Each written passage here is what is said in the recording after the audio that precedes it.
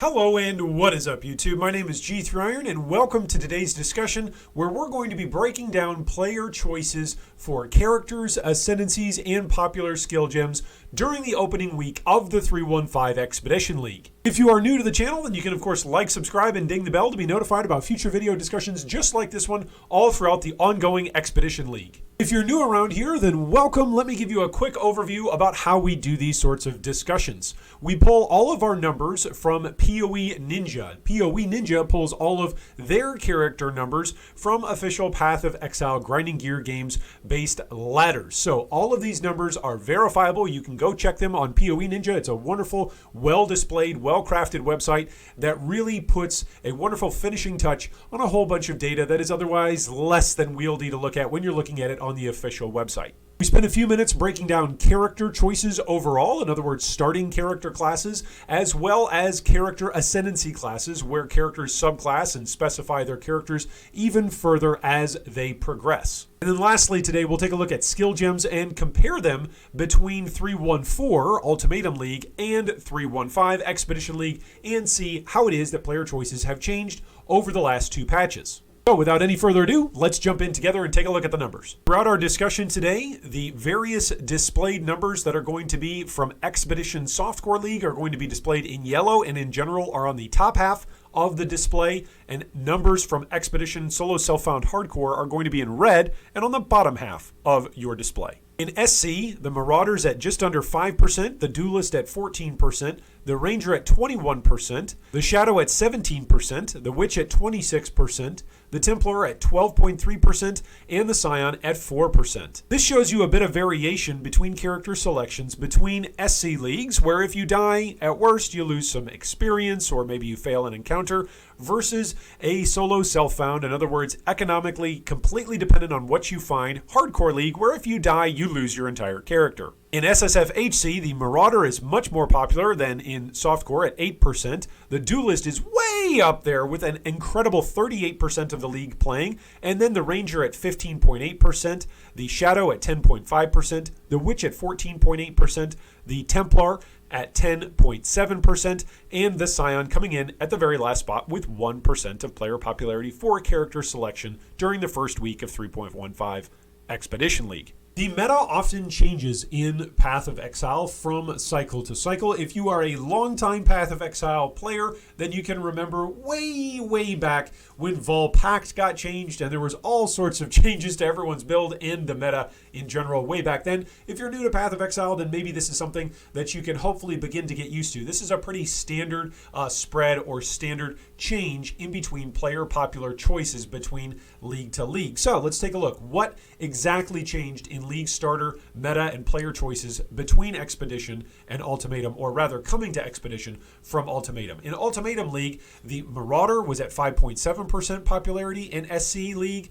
the Duelist was at 10%, the Ranger was at 12%, the Shadow was at 18%, the Witch was at 13%, and the Templar was at 15%, and the Scion was at 8%. We can see some significant movement in between the character selection choices from last league to this league, and we'll see those particular percentages broken down right now. In SC Expedition, the Marauder has lost about a percentage of popularity compared to Ultimatum. The Duelist has gone up in 4% of popularity across the board. The Ranger has gone up by 9%. The Shadow has gone down by about 1%. And then the Witch has gone down by 8%. The Templar has gone down by 2.7%, and the Scion has dropped 4%. Those are in the SC leagues. Take a look in the hardcore version of each of these leagues in the solo self-found expression. The Marauder's down by 1%. The Duelist is up 14%. The Ranger is up 6.5%. The Shadow is down 2.5%, the Witch is down 4.2%, the Templar is up 1.7%, and the Scion lost 14% of its players in compared to league starting in Ultimatum to now Expedition. It's tempting to look at these numbers and just say, hey, I guess all the Scion players migrated over to playing Duelist characters. It doesn't quite work out that way, but it is interesting to note oftentimes how one particular character class simply takes a huge nosedive, and there's some correlation in the jump in one particular class in particular in comparison from league to league. Enough about basic characters. Let's get into the nitty-gritty of ascendancies. So when we're looking at Expedition SC Trade League, you can see that coming in the top spot are the Necromancer at 21%, the Raider at 15%, the Gladiator at 12%, the Saboteur at 12%, and then rounding out the top 5 is the Hierophant at 10%. There's a pretty significant drop-off in between Hierophant to Occultist. It's 6% drop-off. So there's very clearly a line of delineation about the top 5 particular ascendancies in Expedition Trade League SC versus, well, every other ascendancy that you could particularly choose. Now, if that's a mystery, I don't know. I think it's one that we can probably solve puffing away on our pipes pretty quickly. Those particular ascendancies are relatively safe as league starters, and they all come off of different character classes. In other words, if players play a particular ascendancy and they notice that a particular other ascendancy of their shared character class then emerges as a top meta pick, well, then a few more puffs on your pipe, and you can figure out that players can respect their ascendancy and move on to something that they feel to be stronger. In other words, league starters oftentimes aren't just selected because of the ascendancy class that a player thinks is going to be popular or thinks is going to be strong immediately, but oftentimes players on their league start will either select a build that will go long-term for them and they'll play it all throughout the league, or as an option, they want to select a character that they feel could pivot to another particular ascendancy without having to re-level a character. Again, we need to remember that these numbers are not based off of the total representative of every single player playing Path of Exile. This is about the most dedicated players who are reaching ladder levels of experience on ranking. So these aren't just everybody, your average Joe, you and me, that's playing occasionally a few hours here or there throughout the week or on the weekends. These are dedicated players who are pouring a bunch of time in from the league start, really pushing their characters from the moment that they get through queue and hit the beach in Rayclast. In Expedition Solo Self-Found Hardcore, we see some similarities, actually, between ascendancy choices. You've got the Gladiator coming in at the top spot at a whopping 33% of popularity. That is 33% of all players who are ranked on the ladder in Solo Self-Found Hardcore are playing Gladiator. 1/3 of the league playing Gladiator. Then you've got Raider coming in at 14%, Necromancer coming in at 11%, Saboteur coming in at 7%, and Hierophant coming in at 6%. There isn't nearly the drop-off in between the top 5 and the rest in Solo Self-Found Hardcore as there is in Expedition SC. One of the reasons for that is simply pretty obvious. It's because the Gladiator is so much larger as a representative portion of the player choices for ascendancies in SSFHC than it is for, let's say, the Necromancer in Expedition SC. It is a huge number, a staggering number, to say that 1/3 of the league is playing Gladiator. There have been a couple of times throughout whole periods of a league or the whole life cycle of a league where one or two particular ascendancies have really stood out like this. Most notably recently the Guardian during Delirium League, or even the Necromancer a couple of different times during Blight or during Metamorph. There have been times where particular ascendancies have really stood out. Elementalist back in the day oftentimes would be guilty of this as well. Occasionally, Pathfinder or Deadeye has also popped up with that high level of popularity, and oftentimes that is a recipe for simply GGG to smack it down. We'll see if these trends continue. Most oftentimes they don't. Most players' choices during the league start don't necessarily lead towards or are indicative of the future of players' choices throughout the rest of the league. So it could be that Gladiator drops off in SSFHC, but it also could be that it sticks around, and Gladiator, between the two leagues being as popular as it is, might be on the chopping block for 316. That's an early prediction, I know, and as I tell Mrs. Draconis almost every day, I've been wrong before, I'll be wrong again, I might be wrong right now. One particular ascendancy that I do want to take a moment just to mention as an interesting anecdote. The Raider has popped up in popularity not because of any particular buffs to the Raider. So I was complaining about the Raider early on with the manifesto and with the patch notes, and it really seems like a lot of players are simply choosing Raider, not because it's very good, not because it's got buffed in other ways, but simply because it's got 50% elemental avoidance built into the Ascendancy. So unless you want to fill out a bunch of passives for Crystal Skin, or if you'd like to grab various elemental immunity or elemental avoidance from Cluster Jewels, if you're just looking to slap elemental ailment, immunity, or resistances or avoidance from your Ascendancy, Raider right now is the best way to do it. The other ascendancies that used to offer some level of elemental ailment protection have gotten smacked hard with the 3.1.5 patch notes, and Raider seems to at least have some level of a layer of elemental protection to it against ailments. And so because of that, I think a lot of players, both in Trade League and in hardcore solo self-found, are selecting Raider because it's very easy to then cap out your elemental ailment resistances by simply combining the 50% that you get from Raider and maybe the crystal skin wheel or cluster jewels or even itemization from there. So while GGG's goal was to make it so that way players would have to make hard and difficult choices around trying to juggle and respond to and react to various elemental ailments that might pop up, players have simply responded by saying, no, we're going to try and take the 100% just avoidance or immune to it approach or reduction of the experience of elemental ailments, and we're just going to try to become immune to that stuff anyway. And Raider is one of the easier ways to do it. It's the most representative way to do it through Ascendancy. So I think that is a direct correlation and why Raider has popped up in popularity. Not because it's some fantastic Ascendancy across the board, but simply because everything else has gotten hit so hard for elemental ailment immunity, and they are so annoying to die to, especially Ignites, that this is one way players can simply resolve the issue. So in sum, if you want to buff something that I guess perennially, like for years, has hung out near the bottom of the Ascendancy class popularity list, just nerf a mechanic somehow that everybody else can take advantage of and then leave it standing, at least in some partial way, on one of these less popular Ascendancy classes. By way of quick refresher, here's what the Ascendancy classes looked like during Ultimatum Week 1. The Elementalist was in the top spot in SC League at 16%, the Assassin was at 12%, the Necromancer was at 9%, the Occultist was at 8%, and then the Ascendant was also at 8% with the Hierophant, rounding out a close race for that top 5 couple of spots. The Raider, most notably in comparison to where it is now, was at 7% in Ultimatum SC.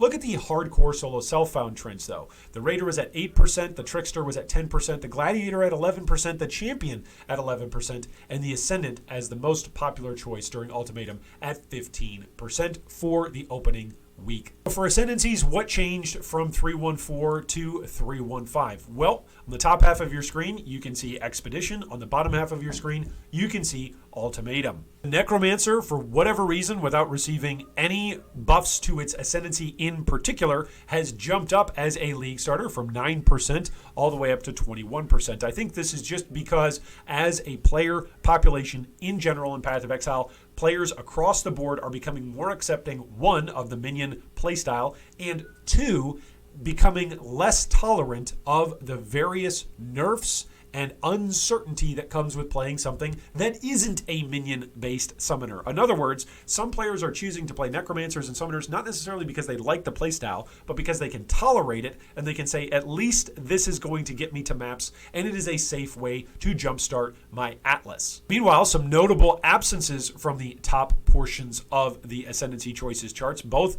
for SSFHC and for softcore trade leagues. You can see that the Elementalist used to be at 16% popularity, and now it's all the way down to 1% popularity, leaving the Elementalist frowning, upset, and simply saying that they miss the days of Incursion League with Triple Herald's Blade Vortex. The Elementalist is not alone in her complaints, as the Scion is also joining along. What once was a proud league starter in Ultimatum solo self-found at 15% of the players choosing to play Scion, well, now she's way down from there, and she's looking around saying, what is this? Why am I at 1%?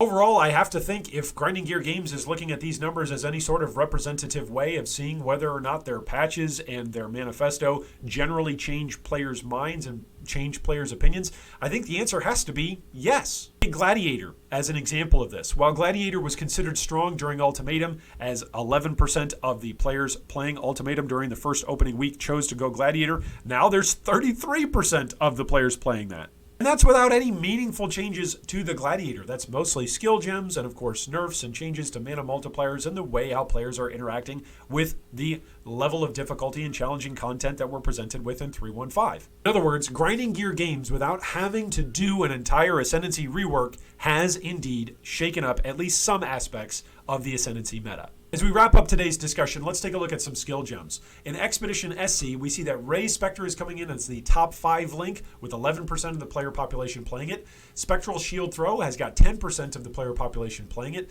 Toxic Rain at 9%, Signal Prey at 8%, and Ice Trap at 7%.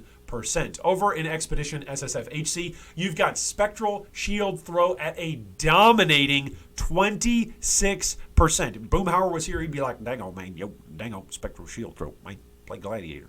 There are just all sorts of players, again, who are not only choosing to play Gladiator, but then the vast majority of the players playing Gladiator are playing Spectral Shield Throw. I was shocked to see that Spectral Helix was not higher up on this particular list. There's a lot of players that have played various builds featuring Spectral Helix. It is a fun to play sort of build. It is a fun to play sort of skill. It's basically Vol Blade Vortex all the time. You can simply run, drop it, and keep running, and it'll kill stuff behind you. It's interesting to see that Spectral Helix is actually more popular in SSF-HC. I tended to think that that would be more of a SC zoom, just raise your DPS to the highest possible levels and don't care about defenses sort of build. It's not as fast as an auto bomber or as a bow-based build, but there's some speed to it, and so I thought that early on, Spectral Helix would actually be more popular in Trade League and where it's more forgiving that you can die and still keep your character. But it's interesting to note that it's actually more popular over in SSF-HC. Also over in SSF-HC, rounding out the top spots are Shield Crush, Forbidden Rite, and Ray Spectre with Ice Trap and Summon Reaper coming in there with the most recent buffs. Maybe it'll be a playable skill like in the future that'll compete with other things.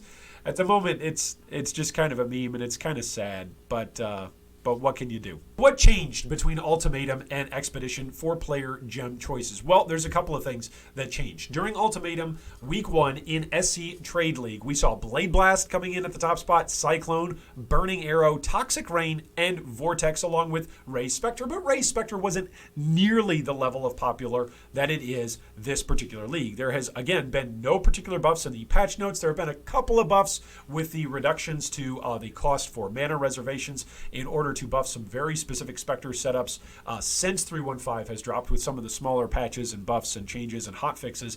But primarily, players weren't choosing Ray Spectre during Ultimatum because of any particular buffs, and primarily this league, it wasn't because of any buffs. And yet, Ray Spectre is still now in the top spot. It's jumped up 7 percentage points in terms of popularity comparing the 2 weeks and the 2 leagues. Ray Spectre at 4% during Ultimatum and at 11% during Expedition. Spectral Shield Throw, which didn't really have a spot in the meta during Ultimatum, has seen some various changes, and of course there have been some other shield skills that have been introduced, and so maybe more and more players are simply looking at it and saying, hey, maybe this is a more viable skill, but nowadays it's at 10% of the league playing it. Remember how we were talking about earlier on in our discussion about all the gladiators? Well, the gladiators in softcore are also playing Spectral Shield Throw, just like the gladiators in solo self-found hardcore. Toxic Rain is also up there at 9% for present league in Expedition. Signal Prey at 8%, Ice Trap at 7%, Forbidden Rite at 6%, Caustic Arrow at 5%, and then Summon Skellies. Summon Skellies have made a bit of a resurgence for at least league starters. I'm seeing more and more guides come out, both on YouTube as well as being mentioned on things like our Path of Exile builds on the subreddit or even on the main website on the particular additional forum threads. It's amazing to me that an archetype like Summon Skeletons has been around for so long in Path of Exile, and then new guides can be coming out for it every single league. It's kind of funny to see how that works. Ice Trap is on this particular list, I think mostly because the players who wouldn't normally be playing miners or trappers are now playing it, and so that's one of the reasons why it's higher up. There's a lot of different traps and a lot of different miner builds that can be played. I think this is one of the reasons why mines and traps in general don't necessarily appear as popular. When you look at the Ascendancy choices, oftentimes Saboteur during the first week is one of the more popular choices for Ascendancies. And so it's interesting to see that that doesn't necessarily reflect in the main skills or in the 5 links. And I think this is just some of the limitations of having, or rather some of the drawbacks of having so many different options that you can play as a miner or as a trapper. There are a good percentage of miners and trappers out there, but everybody's got a slightly different flavor of mine or trap that they're playing, and so their skills oftentimes don't show up when they are looking at the numbers, when we are looking at the numbers on main skills 5+ links as displayed for gem choices.